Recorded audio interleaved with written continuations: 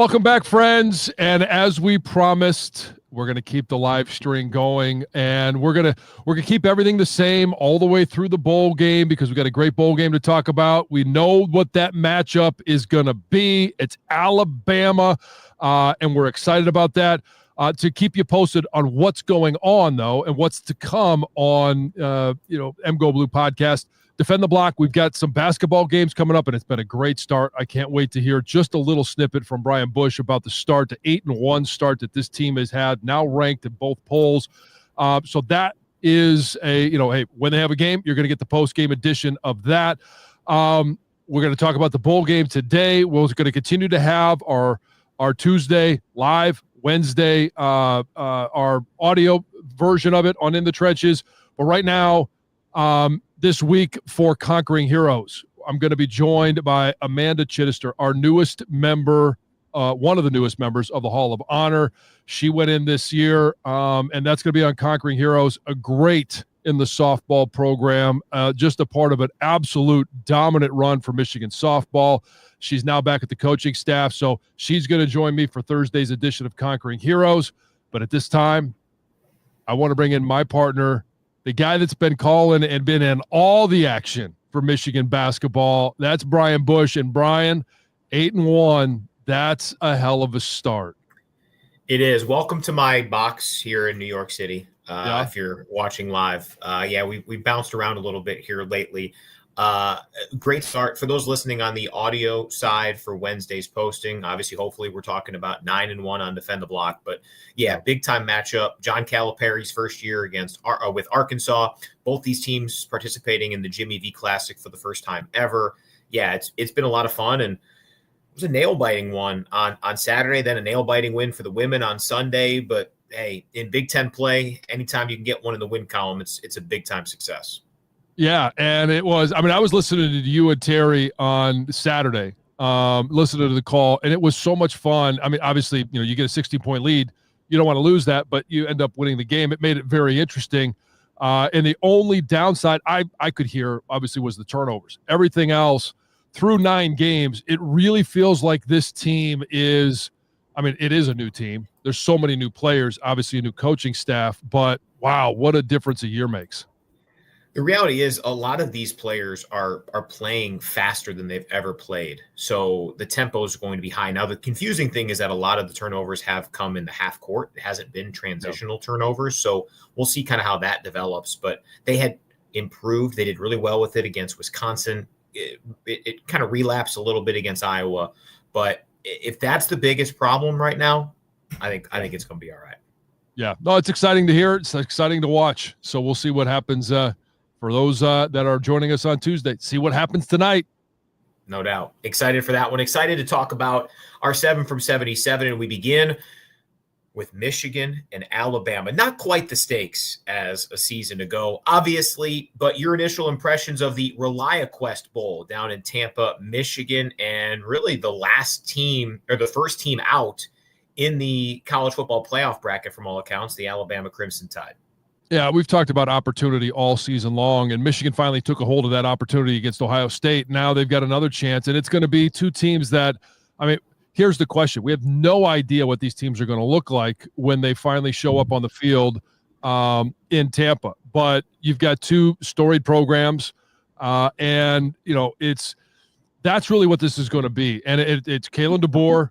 And obviously it's not just the matchup with Alabama, it's the rematch with Kalen DeBoer, because we had Washington earlier this year. That was a rematch. We've got Alabama as a program as a rematch. And we also have Kalen DeBoer because he was obviously the head coach of the Washington program last year in the national championship game. So a lot of intrigue going into this game for really both programs.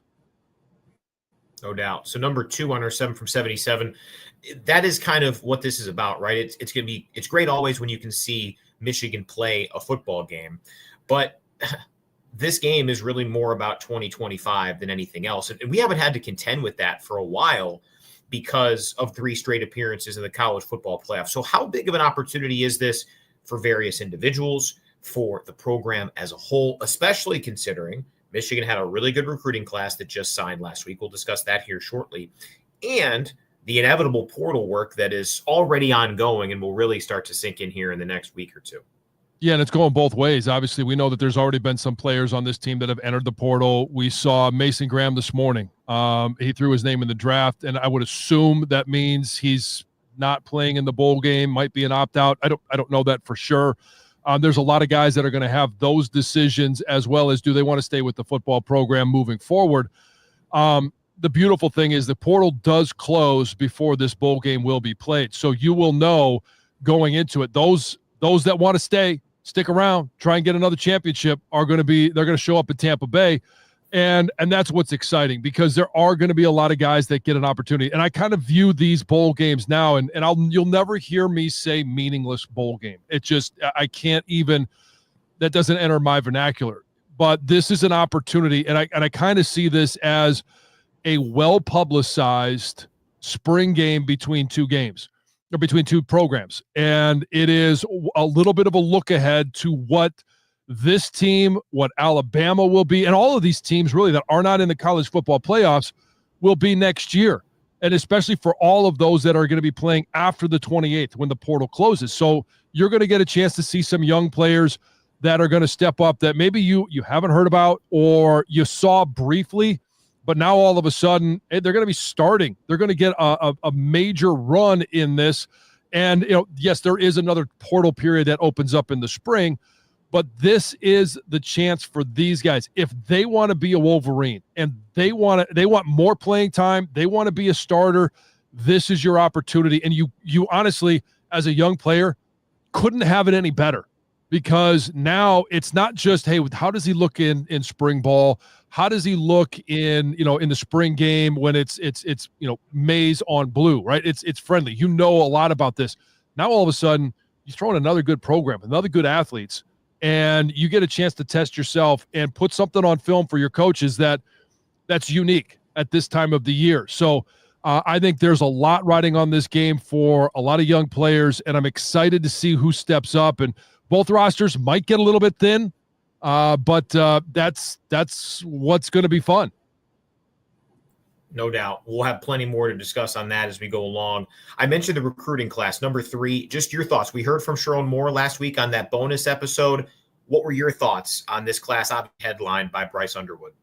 I like the athleticism in this class. When we talk about the offensive linemen, it was about, you got basketball players in there that didn't even play football until 2 years ago. Now they're 5-star players, and there's a lot to be learned, but I like the athleticism.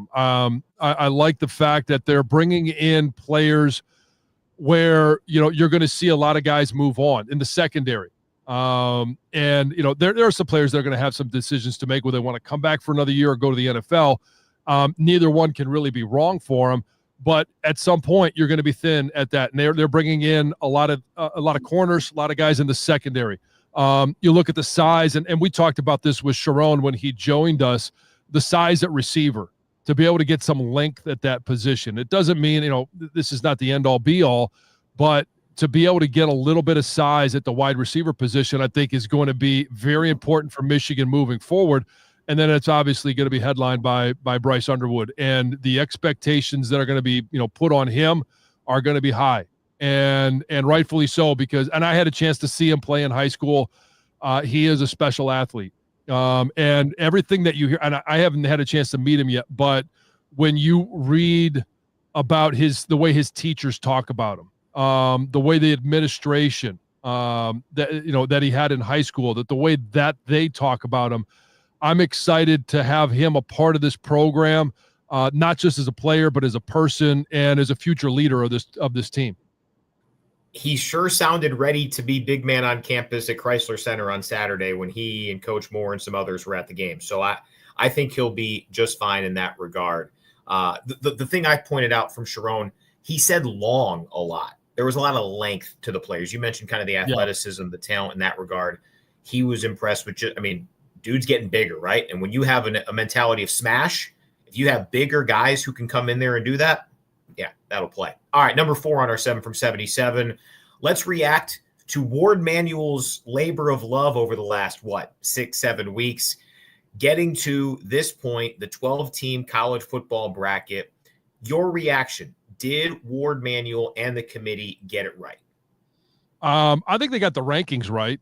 And in turn, the way that they had, the parameters that are set pre-programmed for them to fill in the blanks, by default, they got the bracket right. I have issues with the setup. I have, is 12 teams too big? Sure. We could sit there and complain about that, but we're going to have a lot more meaningful football games in December, in a couple of weeks, around New Year's, and then obviously for the way the championship plays out. So you're going to get more good football, and I am excited to see, and I know that there was debate about, SMU, Alabama, Arizona State, all of these teams and getting in the auto bids.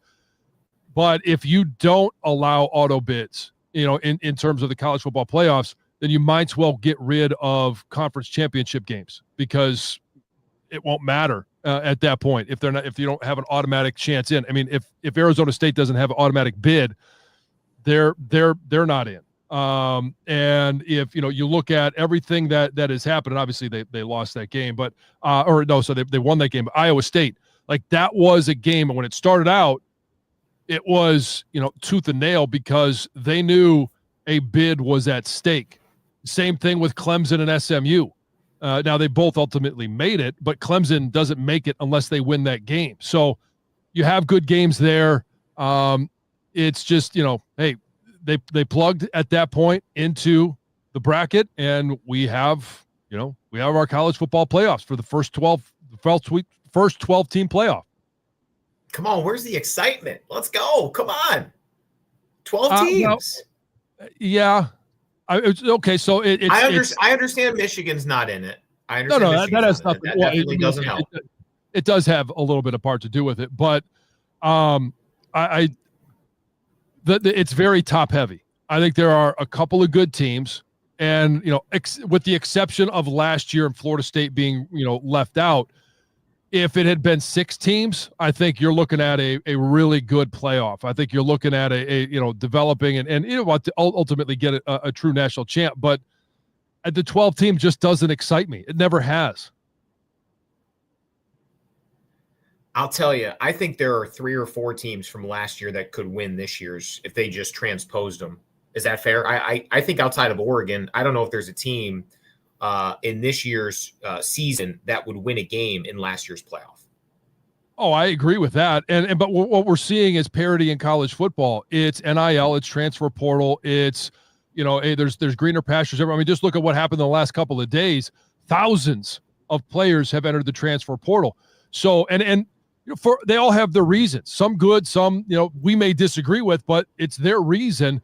And now, if it's just simply because you're second on the depth chart, and I'm just going to pick a team because it's top of mind, Alabama, you're still a damn good player. But now, if you're going to a different school, it's spreading out the talent more, which in the long run I think is good for college football, and it's good for the student athlete. More guys getting on the field that really deserve. They're not going to be buried on the depth chart. I'm fine with that, but it is going to it will make a 12-team playoff in, I think, 2 or 3 years much more compelling. My reaction, I was glad they put SMU over Alabama, just because of Alabama. If Alabama were a 9-3 where the losses were more competitive and to better teams, then I think they should have gotten in. But there was a lot of criticism about putting up the resumes of SMU versus Alabama, and the one thing they didn't include was the record. Right. Games have to matter, right? I think we all agree that there are chances for us as a college football world to urge these programs to play more competitive games and more high-profile games. Hopefully that happens. I think that's the one takeaway. I'm glad SMU got in. Are you saying that ESPN would possibly do something and leave out a key component that might serve them best by getting another SEC team in? Like by leaving the records off and saying, oh, let's just pick from these resumes versus let's see their overall record. I mean, here's the thing about Alabama. And Nick Saban spoke on this in the moment too. And it was kind of a double-edged sword with him where, I think he felt like Alabama was maybe the better team. But if you're the better team, then don't score 3 points against Oklahoma. Don't lose on the road at Vanderbilt. Like, you have the power to change your circumstances and determine where you're going. If you're a good team, then just be a good team. Don't leave it to doubt. If you leave it to doubt, then in a very where other people are going to decide your fate, you have no idea what's going to happen. So go out there, win games, and you don't have to worry about bitching and moaning at the end. Yeah, Chuck Brewer here on the stream. Exactly. You want in? Don't lose to Vandy in Oklahoma. Very simple. Yeah. And that's a nice thing. Last year, there were teams that had a genuine gripe about not playing for the national championship. Florida State was not one of the top 4 teams, but they did everything you could have done. They just had a bad luck with injury. I feel genuinely bad for them and Georgia last year, because that would have been a perfect year for a 16 playoff because of how that season played out. This one, I mean, pretty clearly Oregon was the number 1 team in the country for 13 games. We'll see if they can finish the deal in the playoff, but there are instances in other sports where the top team in the regular season doesn't win at all. The other critique that I would have, and it's small, again, I was very happy with how this played out. I think this was a very good year for us to understand what the playoff committee was looking for. Remember, Ward will be the chairman again next year. I just never understood Texas being ranked as high as it was. To me, I might have put Texas at like 7. They didn't have a great resume overall. I just think they were kind of, up there based on more quote unquote eye test than anything else. I probably would have gone, I probably would have put at least Notre Dame and maybe even Penn State ahead of Texas. That's the only other thing that I would critique, and that's very minor. I think we have some great, interesting regional matchups because of how it all shook out. Oh, yeah. I mean, there's some great regional matchups. I mean, you look at Indiana and Notre Dame, right, in the same state. That's going to be fun. But there are some tweaks that need to be made. This is the first iteration. They weren't going to get it right in the first go round. And I'm interested to see when the committee goes back and all of the decision makers, the athletic directors and, Notre Dame's athletic director, and the commissioners, when they go back and they look and they analyze, okay, what went well, what do we like, and how could we make it better?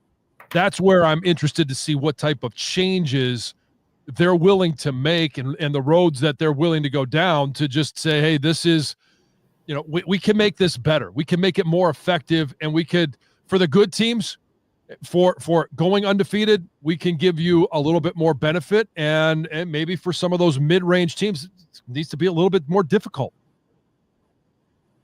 No doubt. All right, number 5 on our 7 from 77. With Jack Miller here coming up, we'll do our full bracket predictions. But all 4 home teams are around or a bit more than a touchdown favorite in that campus site first round, 5 versus 12, 6 versus 11, et cetera, et cetera. Who do you think has the best chance of pulling upset in round 1? Well, if Texas refuses to play Arch Manning, I think there's a world where Clemson could beat Texas. I think that's possible. And I mentioned it, other than I forget who they lost to leading into the ACC championship game, but I thought Clemson from the beginning of the season until the very end was one of the more improved teams. It just was a team that it could really jump up and beat just about anyone. So I would look for them. I don't know. I mean, could Tennessee beat Ohio State? Sure. And that would be so much fun to watch. And I know everybody wants to root for the Big Ten, but no thanks. SMU Penn State. It simply, I think it comes down to SMU just doesn't have a single digit in front of their name. So yeah, Penn State can win. And Indiana Notre Dame, that's going to be the one that compels me the most, just because I'm curious, what did Kurt Cignetti and that team learn from losing the way that they did to Ohio State? I think Kirk Cignetti, we knew he was a good coach coming in, had no idea he would be able to pull off what he's done with Indiana, the transfer portal, all of that stuff. But that was their one big learning experience. Everybody else was a blowout. There was a couple other, quote unquote, close games. And yes, I'm talking about us as well. But what did they learn from that matchup going to Columbus, playing against a really good football team? What did they learn about their football team, and what adjustments are they willing to make? They've got to be able to protect Rourke. They still need to be able to run the ball, and defensively, they're going to need some stops. Where do they get that big push from defensively? And those corrections can be made. And I'm really curious to see what Kirk Cignetti does with his team. I'll save my answer because I am picking a first round upset. And the reality is, I think if there were several first round upsets, people watching this stream would probably be pretty happy based on how the circumstances are and the matchups are. So I'm going to save that for a little bit later when we have Jack. Number 6, John Jansen. Now that we have seen a 12-team playoff, we have seen a season play out with the 12-team playoffs, context surrounding all of the rankings, some of the games down the stretch. What, if any, changes, tweaks, thoughts do you have on this new format that you would like to see implemented? Remember, after next year, nothing is set in stone to my knowledge. Yeah, I think I would, if you're going to live with the auto bids, because you don't want to devalue the, what they're doing with conference championships, because there's a lot of money in those games. And I know they don't want to devalue those. So you're going to still have auto bids. I don't like auto buys. Or auto seating, because, are you telling me Arizona State belongs to have or deserves to have a bye? Absolutely not. I would even say Boise State, they don't deserve to have a bye. They're not a top 4 team in the country. So get rid of the auto seating and just seat it as you would 1 through 12. The only one that's going to be, could be like a Clemson, who's I think they were ranked 16th. They get the auto bid because they won the ACC. So you put them at 12. And, and if it's the Mountain West next year, then so be it. But I just don't like that. And then after the first round, I think you reseed. And so, because, you look right now, Penn State, SMU, if they win, they play Boise State. If, whoever wins that one, they play Georgia. You're talking about, any of those teams. Indiana, Notre Dame, obviously, is going to play Georgia as well. So I'm predicting that Georgia wins that game, but I just think that after the first round, you see who wins, and then you reseed. You don't just have a bracket that says, "Hey, 5-12, you're going to play number 4," because if 12 wins that one, I think the number 1 seed, Oregon, should have the right to play the 12 seed. Yeah, here's the reality with how this is set up. I think a lot of teams would rather face a different seed than the 12 seed if you reseed, though, because of where Clemson is. And it's year to year. It's circumstantial. I think where we're probably going to get with. Yeah, maybe. You have enough time to do it. Oh, yeah. There's 2 weeks basically in between. Yeah. So, travel, all that stuff becomes not as big of an issue. Yeah, no doubt. To me, I think we're going to get to 14 because they're going to want to give the Big Ten and the SEC the the buys for the conference champions. This is how you set it up to where. To me, I was glad to see Boise at 3. To me, it was they were clearly the 3rd ranked conference champion over Arizona State and Clemson. Because of, you mentioned earlier, it was South Carolina who beat Clemson in the last game of the regular season. So I think we'll probably get to 14. You'll reserve the Big Ten and SEC. 2 things. 1, I wish we were playing both of these games, both the first and the second rounds on campus sites. And 2, I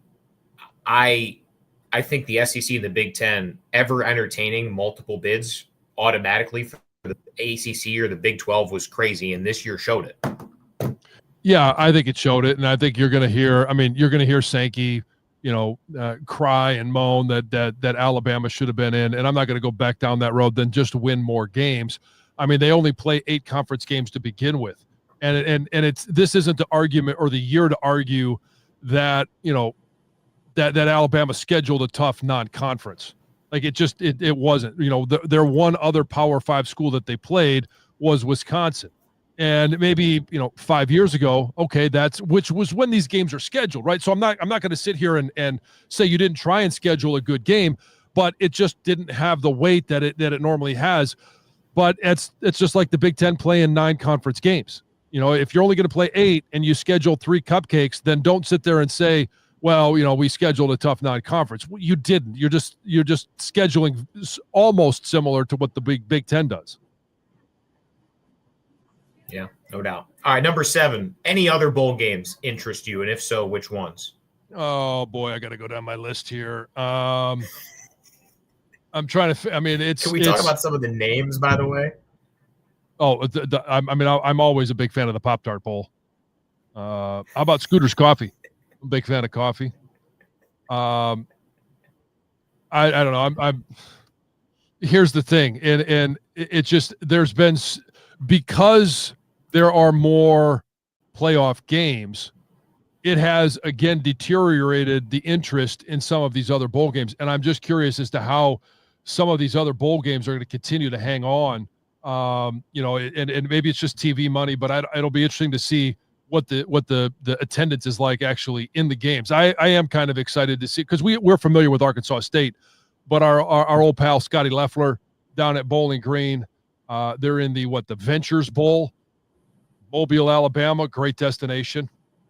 But it's I'm just personal intrigue as to some of these. As to the matchups. I think Texas A&M versus USC in the Las Vegas Bowl. That one is interesting. Glad to see UConn back bowling, and it'll be interesting to see if Bill Belichick's on the sidelines for that North Carolina team.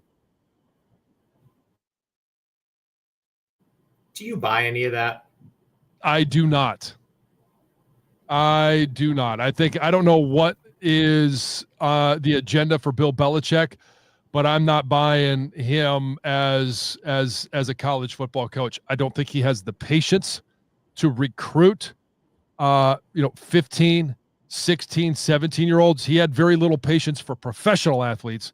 And his whole, I would want to run the program like an NFL franchise and streamline things for guys going to the NFL. Well, you know what? Hey, you just described what Nick Saban built, and Nick Saban had spent 25 years at different destinations building what ultimately was the Alabama football program. And I don't know that UNC is the place where you're going to get enough buy-in from donors on the football side of things to make that a possibility. No doubt. All right, that's our 7 from 77. Let's get into our guest. We welcome Jack Miller on a beautiful Ann Arbor backdrop, or are you somewhere else, Jack? I am in Birmingham, Michigan this morning, Brian. John, it's good to see you fellas. Hey, how you doing? We knew it was Michigan because there's no leaves on the tree, but we just had no idea what destination it was. It looks very wintry behind you. It's cold. We're what are we, a couple weeks out from Christmas, so it's about time of year that we don't see the sun. It's gray and cold and chilly, but that's what it is here in Michigan. So yeah, still football season though. Yes, it is. Yes, it is. What'd you think of the big reveal? Not that shocking, I didn't think. Obviously, there's a little controversy, which you would have no matter if you had 4 teams or 12 or whatever they end up settling on eventually one day. But I think for the most part, the committee got it right. And again, you're faced with tough decisions. Obviously, the SMU and Alabama decision, you could probably go either way with that. Are you looking for the best teams? Or are you looking for people that are worthy to be in? And ultimately, the committee decided to not punish SMU for dropping to Clemson at the last minute there. And we'll see. We'll see how that pans out. It'll be interesting for Michigan now that they get Alabama as their opponent in a rematch from last year. Yeah. Thanks for people dealing with the stream. I know mine's not great here. High 30th floor in New York for the basketball game up tonight. Jack, I want to make sure we talk about the win over Ohio State first. Yeah. It's been a couple weeks now. Where does your mind go when you think about that win on November 30th? Still really excited, still smiling and giddy about it. Just an incredible way to cap off, a season that wasn't what we were all hoping for. But that's the thing in these rivalry games is they mean so much, and what that can do to lift a team, to lift a fan base and their spirits, and to give hope for not only what happened this year, but for the future. Anytime that you can go into Columbus and get a win, and I don't care how good the team has to be, anytime you do that, it's impressive. And certainly to do it in that fashion with everything that the storylines that went into it about Ohio State spending that NIL money and everything seemingly revolving around beating Michigan this year. And for us to go down there without our best players in a season that all hope was lost from a postseason perspective, and play hard like that, play tough, play really tough, and find a way to get a win and to spoil Big Ten title opportunity for Ohio State. Boy, that's what makes this game so fun. Other than our very own Jason Avant, who in the maize and blue stood out to you the most? Yeah, number 8, Jason Avant. Behind that, I would say, obviously, what Mason Cole and Kenneth Grant did that day was nothing. Was admirable. A beat up Ohio State offensive line that it wouldn't have mattered. Those guys came ready to play that day, dominated the line of scrimmage, and when they had to get pass rush, they were able to do that too. We're able to affect the quarterback and not allow those wide receivers that we were rightfully scared of because of their talent. Never were able to get them going, and that defensive line. That's been the story, John. I think the last 4 wins has been Michigan's defensive line in that game taking over and having their way. And so that and Khalil Mullins, obviously, and the effort that he put forth at the end there to keep that drive going on that third down. Takes a full team effort. It took some mistakes from Ohio State as well, but they were ready to play, and that was really fun to watch. I know that. Ramifications of this, right? Like, what does this do for this program to, even in a down year, beat Ohio State in Columbus? I mean, this is the type of win that, a lot of people were comparing it to 96, and understandably so. And obviously we all know what happened in the ramifications of that. John could wax poetic about it. But, I mean, to do that in a year where Ohio State was almost a 3-touchdown favorite and they got it done, that's massive. Yeah, I think it gives you a sense that no matter what the season looks like, and every year is going to look so different because of transfer portal, because of NIL. And so for not only for Michigan, for all of college football, I think it was really refreshing in a sense of, it doesn't just matter who goes out year in and year out and spends the most money and gets the most high profile impact players. And halfway through the year, once that's all sorted out with wins and losses, you go, if you're not on the winning side of that, you go, well, all right, we're done. Let's pack it in for next year. Like in pro sports, that ends up happening because of draft status and all that. So it gives you a refreshing sense that some of these rivalry games still matter. These are still college kids that are fairly unpredictable on weekends, and these are coaches that have to put together complex game plans. And there's always hope, and I think that makes it fun. It put a little wind in the sails of not just Michigan, but I think of college football fans in general, to say there are still meaningful games down the stretch, even when the playoff isn't in reach. And that's what I think we were all afraid of, that college football was going to lose some of that tradition, that pageantry, that pride that you play for. It was just going to become get to the playoff, try to win and win national titles and go bid on players to do that. And it showed not only, again, for Michigan, but it showed, I think, to college football, some of the intangibles that still really matter out there that make the game fun. I also think it's a huge positive to think it's, when we talk about bowl games, and I know Mason Graham this morning declared that he's going to go into the NFL draft. I don't know if he opts in or out of the bowl game.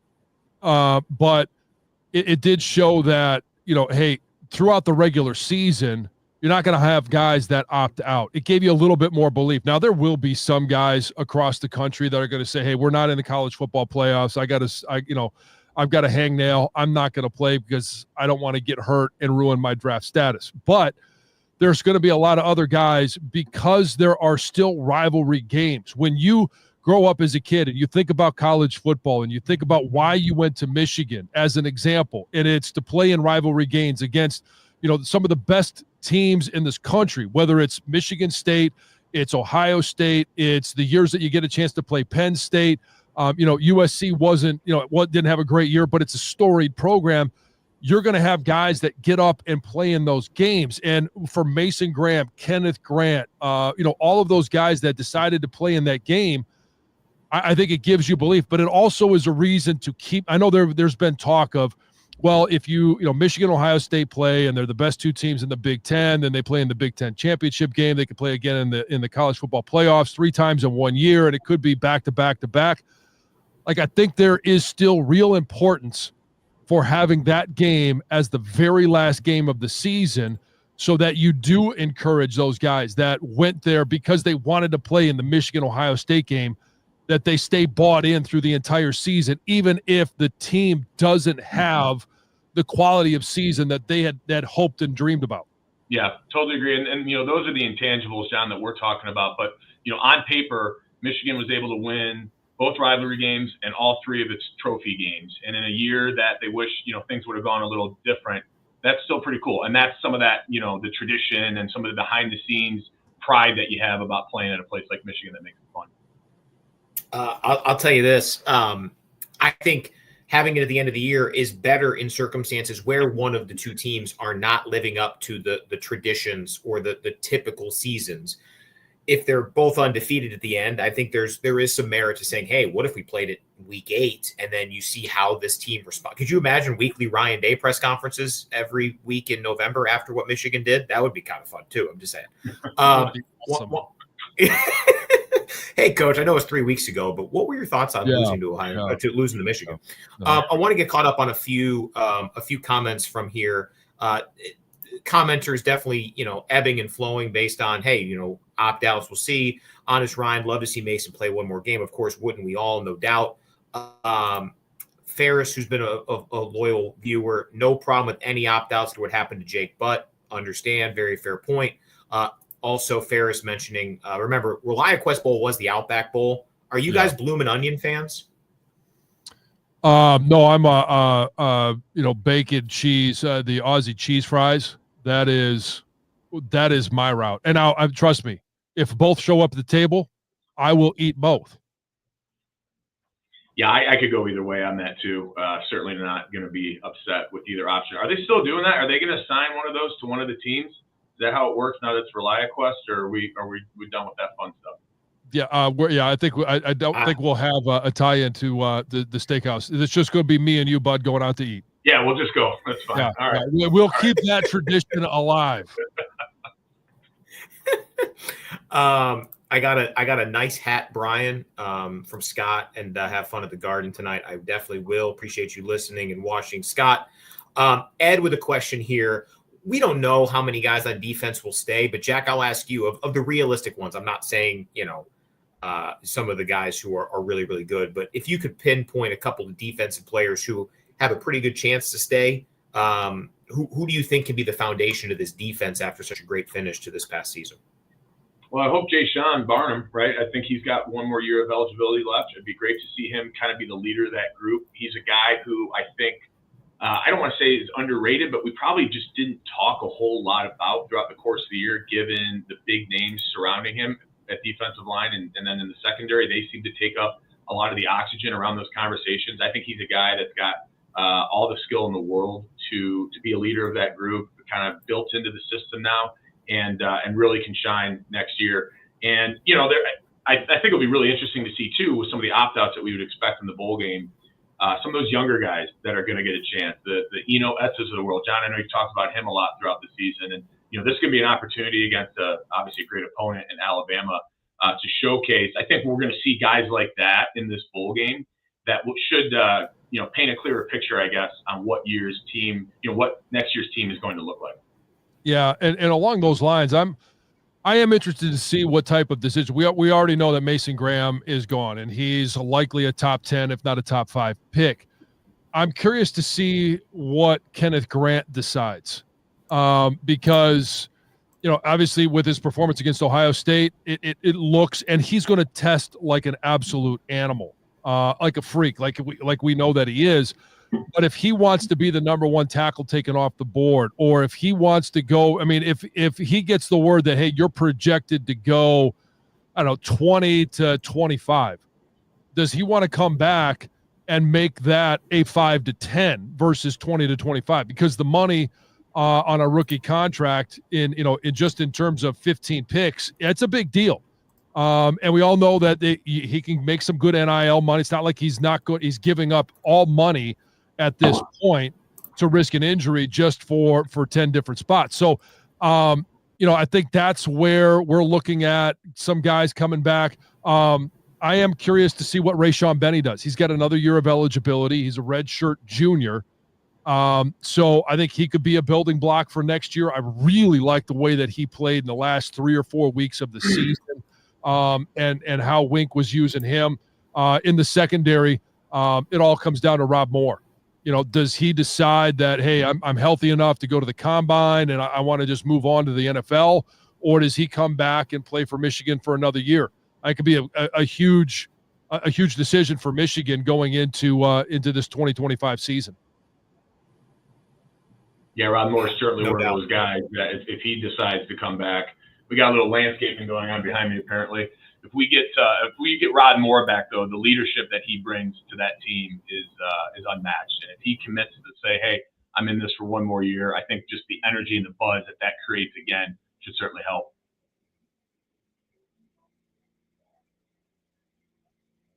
Nope, I think we have Frozen Brian.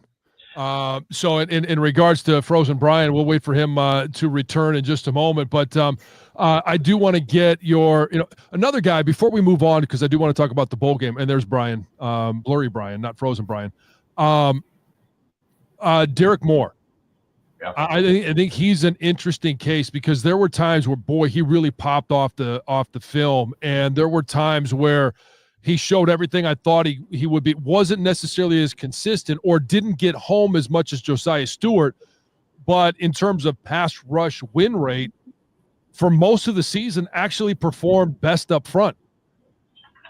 Yeah, he had a good year. I think you said it, John. Josiah Stewart seemed to pop off the screen a lot when you watched him. The energy that he played with, the sudden twitch that he has in the tackle box, and being able to avoid guys as an undersized defensive end was fun. Derek Moore is a guy who at times looked dominant and could take over, an offensive line and have his way. Statistically, it did work out better in his favor. I think he's a guy who, maybe it's been a slow burn, but has continued to get better and better, is poised for a big year next year. It'd be interesting to see, without the inside guys of Mason Graham and Kenneth Grant, how does that affect those guys next year on the edge? There's probably a big emphasis, whether it's double teams or just being aware of where those guys were on the inside this year, that might have been able to help free things up for Derek Moore and Josiah. And without that next year, seemingly without, an All-American and maybe another All-American sitting there, how does that affect those guys? If they continue to progress, if Derek Moore, as you asked, continues to progress the right way, he's got the tools to have a big season and, again, be one of those guys that's been around for a while, played a lot of football, and understands what it takes at a high level. All right, I think I'm back. Again, apologies for hotel Wi-Fi here. Let's do CFP predictions before we get out of here. John, let's go game by game. Who you got winning it all? How does it break down? All right, so I got to pull up my bracket here. In terms of, let's see here, where is it? Okay, there. I'm going to go with. I already said I think there's going to be an upset if Texas doesn't go with Arch Manning. There's just too many times that Quinn Ewers decides that he sees something that nobody else sees. He wants to throw the ball and it goes to the other team. I think Clemson pulls off the upset. My hatred knows no bounds. So I'm taking Tennessee over Ohio State just because it would be such a pleasurable experience.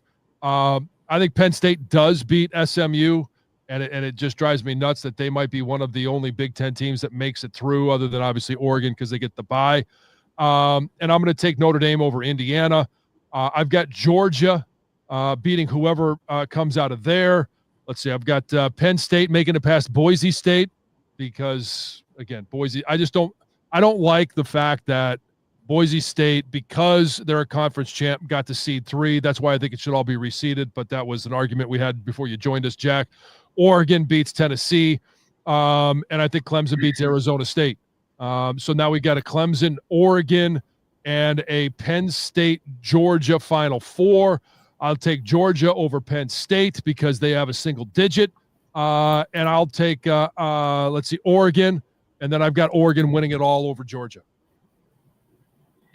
I know you guys discussed it before. I agree on the seedings. The committee, they got to go back and change some of this. The way it shakes out is not what it should be, and not favorable to certain teams that probably deserve it. I think Ohio State bounces back, and they're going to beat Tennessee. I I think Texas just had. I don't believe in Clemson this year. I never have. I think Texas beats Clemson. I think Texas then is going to beat Arizona State. I think Oregon will beat Ohio State. So it's Oregon and Texas coming out of one side of the bracket. On the other, the Super Bowl for the state of Indiana, I think Notre Dame knocks off IU. Georgia will then beat Notre Dame. I think Penn State beats SMU.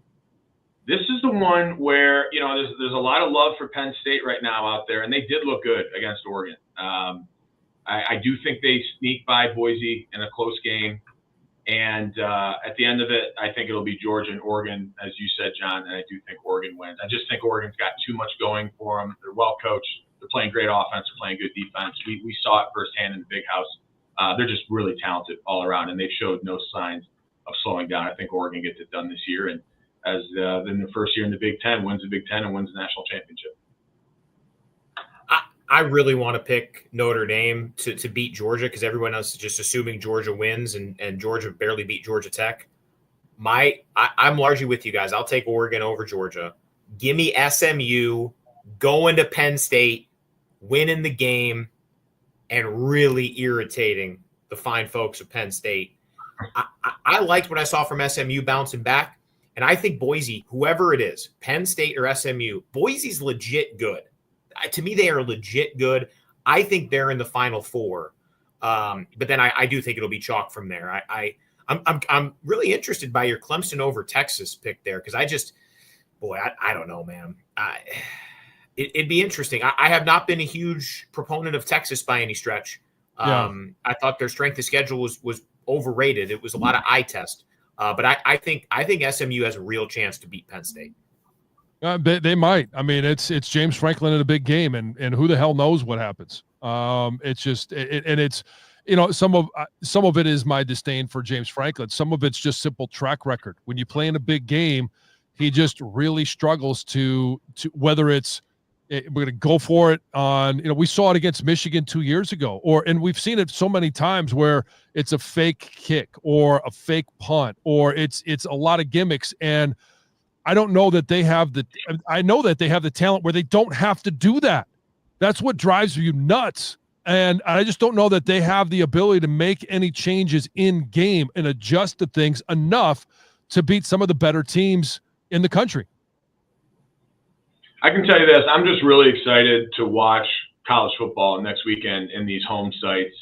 Just the change of pace for that. In the years past, it's always like, okay, you got to take a couple weeks off and catch your breath. But it's go right now, and that's going to be exciting to watch. I can't wait to see some of these matchups. And I think it played out the way it should have. I think they're going to have to figure out a way to reseed this because it's not good the way it is right now. But it's a work in progress, and there's more football, so we're all winning. Just think about how the cadence will go. 19th and 20th to New Year's Eve and New Year's Day to the 8th and 9th and the 20th. I mean, to me, that's a perfectly staggered setup. And to your point, both of you guys have mentioned the reseeding. It allows you to have – it's not a week, right? It's not 1 week where you should know. You have some time to make some changes to it. Yep. Yeah, going to have to make some tweaks. No doubt. All right. Well, again, appreciate everyone hanging on with my sketchy internet here. Jack, any final thoughts? Go Blue. We'll see everyone down in Tampa on New Year's Eve day. And, talk about getting wind in your sails to end the year, right? Obviously, the recruiting news we've gotten, beating Ohio State. And, if they were able to go down and knock off Alabama, what a good way to end this year and get excited about what the future looks like for the Wolverines. Yeah, I agree. And, I mean, who knows what either roster looks like when they finally face off down in Tampa. But, there's going to be talent on both sides. It's going to be two well-coached teams, and it'll be an opportunity to start off what is a look ahead for next year in the bowl game. And last comment here from Honest Ryan. Hope it snows in all playoff games. I hope it snows in 3. I hope it snows in 3. If it snows in Austin, Texas, we've got some concerns. Yeah, there would be. All right. Jack, appreciate you coming by us, man. We'll get your thoughts after the bowl once we get into the off season, I'm sure. Thanks, everyone. Go Blue. All right. Thanks for everybody tuning in here on this Tuesday stream. We'll be back next week. Can't wait to bring it to you.